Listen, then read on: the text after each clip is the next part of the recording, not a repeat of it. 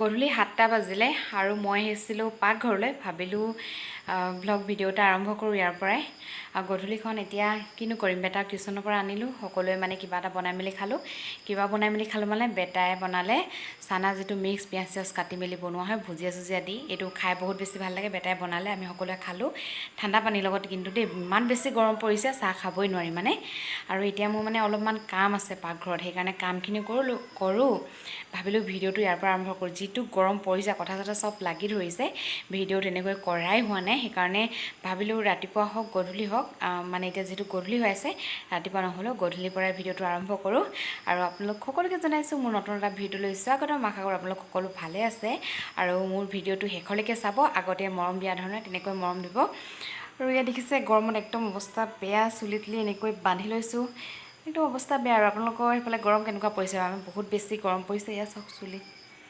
চুলি এনেকৈ বান্ধি লৈছোঁ আৰু ভিডিঅ'টো আৰম্ভ কৰিছোঁ এতিয়া কামখিনি ফটাফট কৰি লওঁ আপোনালোকে ভিডিঅ'টো চাই থাকিব শেষলৈকে দিনটো ব্যস্ততাৰ মাজত কেতিয়াবা ঘৰ এনেকৈ মানে চব্জিবিলাক আঁত লগাবলৈ থাকিয়ে যায় আনি এনেকৈ টেবুলখনতে ৰাখি থোৱা আছিলে এতিয়া এইফালে কৰি মই অলপমান চিজিল লগাই লৈছোঁ বস্তুখিনি আৰু দাংবডি যে ইমান সোপা আনিছিলে নহয় পকিয়ে গ'লগৈ যিহেতু ঘৰুৱা দাংবডি গতিকে পকিছে এনেই বজাৰৰ পৰা আনিলে চাগে গেলিয়ে যায় মই বজাৰৰ পৰা চব্জি আনিলে দুদিনমান ঘৰত ৰাখি দিওঁ যদি গেলে তেতিয়া পেলাই দিওঁ আৰু এইখিনি যিহেতু ঘৰুৱা হয় গম পাওঁৱেই এটা জাতিলাও আৰু দাংবডি লগতে ভেন্দিও লোৱা হৈছিলে গোটেইখিনি ঘৰুৱাই হয় আৰু গধূলি টাইমত ঘৰটো আকৌ এবাৰ যদি চাফ কৰি লওঁ মনটো খুব বেছি ভাল লাগে গতিকে ওপৰৰ পৰা এনেকৈ চাফা কৰি তলত এই বস্তাখন দেখিছেনে এই বস্তাখন ধুমাইনা মানে কি হয় ইয়াত পানী খাব আহিলে খুব বেছি পানী পেলায় আৰু সি পৰিব বুলিয়ে মই বস্তা এখন এনেকৈ ইয়াত দি ৰাখোঁ এতিয়া মই ঘৰকেইটা ধুনীয়াকৈ ঝাৰু কৰি মেলি লওঁ আৰু বেটাক অকণমান চাই পাকঘৰত আহিম আৰু বেটাক অকণমান চোৱাৰ পিছত এয়া পাকঘৰত আহিলোঁ এখেতে আজি মাছ আনি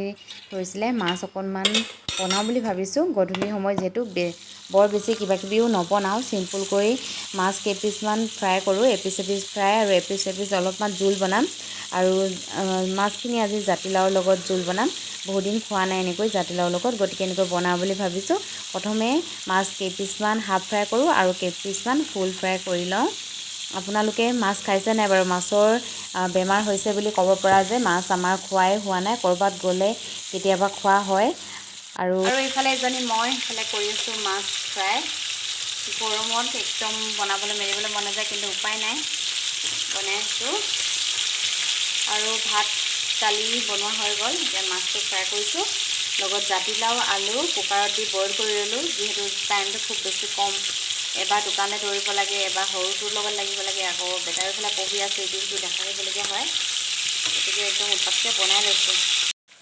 মাছখিনি ফ্ৰাই কৰিছোঁ বুলিয়ে অকল মাছখিনি ফ্ৰাই কৰাত লাগি থাকিলেও নহ'ব বহুতখিনি কাম থাকেগৈ যিহেতু দুটা ল'ৰাৰ মাক হয় এবাৰ দুবাৰ ধুনমাইনাও আমনি কৰে এবাৰ দুবাৰ আকৌ বেটাকো চাব লগা হয় সেইকাৰণে আনফালে আকৌ কেৰাহীখন পাতি দিছোঁ যিহেতু জাতিলাওৰ চব্জিখিনি মই কুকাৰত দি পেলাই ৰাখি দিছিলোঁ এতিয়া মাছটো হাফ ফ্ৰাই কৰা হৈ গৈছে গতিকে কেৰাহীখনত অলপমান তেল দি পেলাই পিঁয়াজ আদা নহৰু সেইখিনি দি ৰেডি কৰি লওঁ বুলি ভাবিছোঁ এইফালে মাছো ফ্ৰাই কৰি আছোঁ আৰু আনফালে কেৰাহীখন বহাই থৈছোঁ যিহেতু এতিয়া প্ৰায় 9টামানেই বাজিব হ'লগৈ আৰু ৰাতিপুৱা সোনকালে উঠিব লাগিব যিহেতু স্কুল কাইলৈৰ পৰা সোনকালে যাব লাগিব কাৰণ যিহেতু 7:30মানৰ পৰাই পঢ়োৱাটো আৰম্ভ হ'ব বুলি কৈছে গৰম বহুত পৰিছে আপোনালোকে চাগে সকলোৱে গম পাইছেই শিক্ষাৰ ক্ষেত্ৰত নিউ গাইডলাইনছসমূহ আহি আছে আৰু মাছ আধামান ফ্ৰাই কৰা হ'ল আৰু বাকীখিনি এনেকৈ মই ফ্ৰাই কৰি লৈছোঁ আনফালে কেৰাহীখনত তেলো দি ৰাখিছোঁ তাৰ কাৰণে পিঁয়াজ এটাও কাটি ল'ব লাগে পিঁয়াজটো বাৰু কাটি ল'লোঁ ফটাফট এতিয়া মই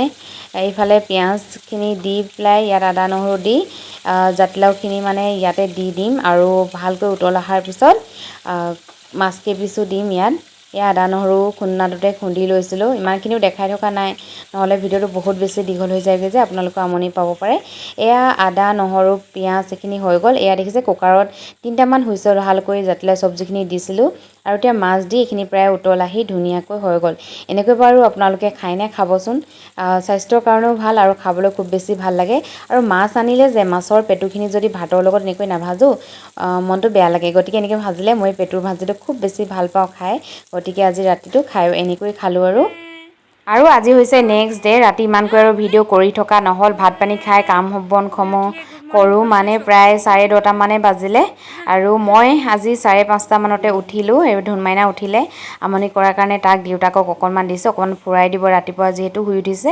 আৰু মই গা পা ধুই আজৰি হ'লোঁ, ভাত পানী বনাই মেলি। এইফালে এতিয়া কাপোৰকেইটা মেলি লওঁ। এইফালে কাপোৰবিলাক মেলি ল'লোঁ আৰু এতিয়া প্ৰায় 7টা বজাই নাই, 5 মিনিটমান বাকী আছে। বেটাও স্কুল গ'ল, সকলোবিলাক কাম কৰি আজৰি হ'লোঁ। আৰু আজি একদম চকুতকু ফুলি আছে যিহেতু সোনকালে উঠা হৈছে। ইমান বেছি ৰ'দ দিছে আপোনালোকে দেখিছেই, গতিকে স্কুলৰ টাইমবিলাক যিহেতু চেঞ্জ কৰা হৈছে আৰু 7:30ৰ পৰা ক্লাছ হ'বই মানে, সেইটো কাৰণে সোনকালে যাব লগা হৈছে। এতিয়া বেটাক পঠাই ল'লোঁ সকলো কাম বন কৰি। আমি কিন্তু একো খোৱা নাই, এখেতে থৈ অহাৰ পিছতহে খাম।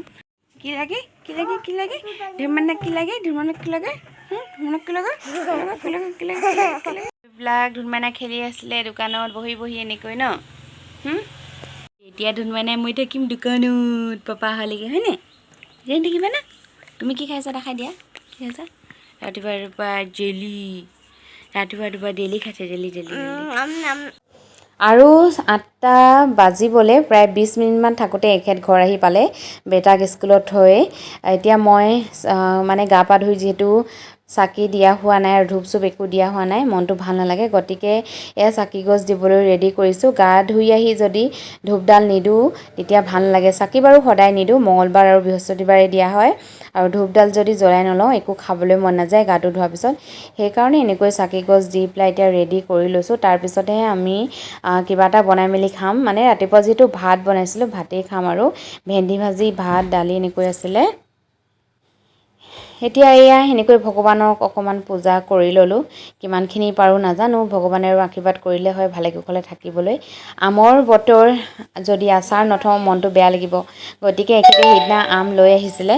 আম লৈ অহাৰ কাৰণে ধুনীয়াকৈ কাটি মেলি মই 2 দিন নিমখত ডুবাই ৰাখিলোঁ। তাৰপিছত এয়া আৰু কালি ৰ'দত দিছোঁ আৰু আজিও ৰ'দত দি দিওঁ, যিহেতু ৰ'দো খুব ধুনীয়াকৈ দি আছে। এখেতক ওপৰত তুলি দিবলৈ লৈছোঁ, তলত দি থ'লে ধুনমাইনা যিহেতু নাখায় কিন্তু বেছিভাগ পেলায়, গতিকে এখেতে ইয়াৰ ওপৰতে দি দিব, তেতিয়া একদম 2 দিনতে শুকাই যাব। আগতে অলপমান থ'লোঁ বাৰু, এতিয়া আৰু অলপমান সৰহকৈ থ'ম বুলি ভাবিছোঁ। সেইকাৰণে এখেতক ওপৰত উঠাই ৰ'দত দিবলৈ দিছোঁ। ভয় খালোঁ মানে এনেকুৱা ধৰণৰ হ'ল, পিছফালৰ দৰ্জাখন মানে পাকঘৰৰ যিখন দৰ্জাখন খুলি পেলাই মই বাহিৰলৈ যাব লওঁতেই দৰ্জাখনৰ সন্মুখতে ইমান ডাঙৰ এটা সাপ পৰি আছিলে। মানে কেনেকুৱা জোৰকৈ বেছি ভয় লাগিলে ক'ব নোৱাৰি। এতিয়া 2টামান বজাই নাছিলে ন, চোন 2টামান বজাই নাই, 1:30 মানে 1:30মান বাজিছিলে আৰু 1:30মান বজাতে পিছফালৰ দৰ্জাখন খুলি মই যাব লওঁতে ইমান ডাঙৰ বেছি সাপ। তাৰপিছত দেখিলে এখেতে, এইফালে দাদাও আহিলে, দেখিলে পিছফালে মানে কি হ'ল নিগনি গাঁত আছে ৱালৰ কাষত, তাত সোমাই দিলে। তাৰপিছতে তাৰপৰা ওলাই আহিলে, আকৌ ছাইডৰ ৱালখনৰ মানে যিটো পটি তাত সোমাই দিলে। এখেতে ৰখি আছে গৰমত, আকৌ দেখিলে আকৌ ওলাই যোৱা যেন লাগিলে, কিন্তু আকৌ সোমাই থাকিলে চাগে, তাত ধৰিব নোৱাৰি। মানে ৱালৰ কাষতে এনেকৈ টিং দি থোৱা আছে, টিঙৰ তাতে লুকাই দিলে নেকি, এতিয়ালৈকে ওলোৱা নাই। আৰু এতিয়া মই চুনচুনক টিউশ্যনত থ'বলৈ যাওঁ আৰু ধুনমাইনা শুলে, এখেতে বিচাৰি আছে সাপ। এইফালে সাপ বিচৰা মানে টিউবৱেলৰ ফালৰ পৰা এইফালে ৰাস্তা আছে, এনেকৈ ওলাই আহিলে নেকি বুলি ভাবি চাই আছে আৰু পৰা। ওলাই যোৱা দেখিলে মানে কি হ'ল মনটো শান্তি লাগে, নহ'লে ভয় লাগে। আৰু দৰ্জাখন চাগে যদি হুকটো লক কৰি নথলোঁ হ'লে ভিতৰতে সোমালে হ'ল চাগে, তেনেকুৱা হৈছে। বহুত বেছি ভয় খালোঁ, মানে ইমান জোৰকৈ চিঞৰিলোঁ। মা ছাইডত বহিয়ে আছিলে, সকলো মানে দৌৰ মাৰি আহিছে কি হ'ল বুলি। দেখিছে মানে মায়ে নেদেখিলেহি আৰু গুচিয়ে গ'ল তেতিয়ালৈকে। মই যিটো চিঞৰ মাৰিলোঁ সেইটো চিঞৰতে গুচি গ'ল। আৰু এইফালে চুন এতিয়া ওলালে টিউশ্যনলৈ। 4টা বাজিব হ'ল, মানে আৰু এজনী ছোৱালী যায় আমাৰ ইয়াৰ পৰা, আহি লওক বুলি ৰৈ আছোঁ। বহুত বেছি গৰম লাগিছে, নক'বা আৰু চুলিখিনি এনেকৈ কৰিবই নোৱাৰি আৰু ৰুমবিলাকৰ খিৰিকি চিৰিকি চব মানে দিনতে লগাই দিলোঁ, ইমান বেছি ভয় খালোঁ। ইয়াত এখন দৰ্জা এনেকৈ খুলিছোঁ আৰু একদম এডোখৰতে পৰি আছে, ভাল ভৰিটো দি নিদিলোঁ, সেই তাত সোমাই আছে চাগে। সেই জুম কৰি দেখাইছোঁ মই, সেই ৱালখনৰ কাষত এইটো আছে যে, তাতে মানে এইডোখৰতে সোমাই দিয়ে। এবাৰ 2বাৰ ওলোৱা দেখিলে, কিন্তু ওলাই যোৱা নেদেখিলে, আকৌ সোমাই আছে চাগে সেইখিনিত। এইবিলাক একদম অঁতৰাই মেলি চফা কৰাব লাগিব দেই। আৰু এতিয়া ওলালোঁ চুনচুনক টিউশ্যনত থৈ আহোঁ বুলি। গৈছোঁ আৰু আমাৰ গাঁৱৰ একদম সেউজীয়া পৰিৱেশটো আপোনালোকক অকণমান দেখাই দিওঁ বুলি ভাবিছোঁ। ইমান ধুনীয়া সেউজীয়াৰে ভৰি আছে পথাৰখন। খেতি বাৰু ইয়াত কেইবাবছৰো হ'ল খেতি কৰা হোৱাই নাই তেনেকৈ, কিছুমানে কৰে মাজতে, কিন্তু সৰহভাগৰ মানে খেতি ইয়াত কৰাই নহয়। গোটেইবিলাক গাঁৱৰ পৰিৱেশবিলাক সঁচাকৈ খুব বেছি ভাল লাগে। আবেলি সময়ত বিশেষকৈ যদি এপাক ওলাই নাহোঁ মনটো বেয়াই লাগে। গতিকে চুঞ্চুলক ময়ে থ'বলৈ যাওঁ বুলি আহিলোঁ আৰু পৰিৱেশটো আপোনালোকক অকণমান দেখুৱালোঁ। আৰু আজিৰ ভিডিঅ'টো ইমানতে শেষ কৰিছোঁ। পুনৰ লগ পাম নতুন এটা ভিডিঅ'ৰ সৈতে। ভিডিঅ'টো শেষলৈকে চোৱাৰ বাবে সকলোকে বহুত বহুত ধন্যবাদ। আৰু এতিয়ালৈকে লাইক এটা কৰা নাই যদি ভিডিঅ'টো প্লিজ লাইক এটা কৰি দিব আৰু নতুন সকলোৱে চেনেলটো ছাবস্ক্ৰাইব কৰিব। Bye bye, love you all.